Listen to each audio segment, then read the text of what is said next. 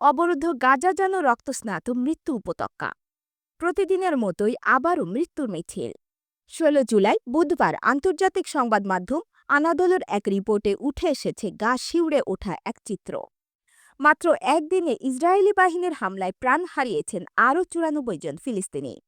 আহত হয়েছেন ২৫০ শতাধিক, যাদের অনেকেই এখনও মৃত্যুর সঙ্গে লড়ছেন হাসপাতালের বিছানায়। এই নিয়ে গাজা উপত্যকায় চলমান ইসরায়েলি আগ্রাসনে মোট নিহতের সংখ্যা প্রায় ৫৮,৬০০-তে পৌঁছেছে। ফিলিস্তিনের স্বাস্থ্য মন্ত্রণালয়ের সর্বশেষ তথ্য মতে এখন পর্যন্ত নিহত হয়েছেন ৫৮,৫৭৩ জন, আর আহত হয়েছেন ১,৩৯,৬৬০ জন। ধ্বংসস্তূপে চাপা পড়ে থাকা শত শত মরদেহের খোঁজই এখনও মেলেনি।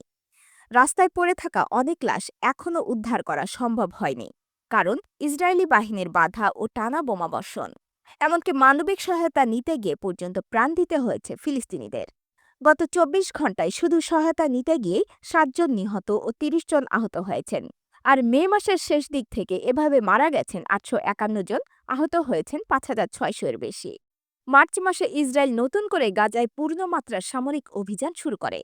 মাত্র কয়েক মাসেই ইসরায়েলি বাহিনী ৭,৭৫০ জনকে হত্যা করেছে, আহত করেছে আরও ২৭,৫৬৬ জনকে। তবে আশ্চর্যভাবে জানুয়ারিতে দুই পক্ষ একটি অস্ত্রবিরতি ও বন্দি বিনিময় চুক্তিতে পৌঁছালেও তা ধুয়ে মুছে গেছে ইসরায়েলের ট্যাঙ্ক ও বুলডোজারের শব্দে। এমন নৃশংসতা দেখে চুপ করে থাকেনি আন্তর্জাতিক সমাজ। গত নভেম্বরে আইসিসি অর্থাৎ আন্তর্জাতিক অপরাধ আদালত ইসরায়েলের প্রধানমন্ত্রী বেঞ্জামিন নেতানিয়াহু এবং সাবেক প্রতিরক্ষামন্ত্রী ইয়োয়াফ গালান্তের বিরুদ্ধে গ্রেপ্তারি পরোয়ানা জারি করেছে যুদ্ধাপরাধ ও মানবতাবিরোধী অপরাধে। এছাড়া আন্তর্জাতিক বিচার আদালত আইসিজেতেও চলছে গাজায় ইসরায়েলি অভিযানকে কেন্দ্র করে গণহত্যার অভিযোগে একটি মামলা।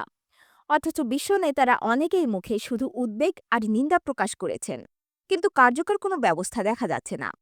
ফিলিস্তিনিদের জন্য মানবিক সহায়তা পৌঁছানো যেমন কঠিন হয়ে উঠেছে, তেমনি আশ্রয় নেওয়ার জায়গাও যেন শেষ হয়ে আসছে। গাজার আকাশে যেন প্রতিদিনই উড়ে বেড়ায় বোমা, ধোঁয়া আর কান্না। শিশুরা ঘুমায় না, কারণ প্রতি রাতে মৃত্যু ও বিস্ফোরণের ভয় তাদের পাশে থাকে। এই যুদ্ধ শুধু রকেট ও ট্যাঙ্কের নয়, এটি ন্যায়ের, মানবতার ও অস্তিত্বের লড়াই। আজ প্রশ্ন একটাই, এই গণহত্যা আর কতদূর? বিশ্ব কতদিন চুপ থাকবে? Ayesha Akter, desk news, Zero TV.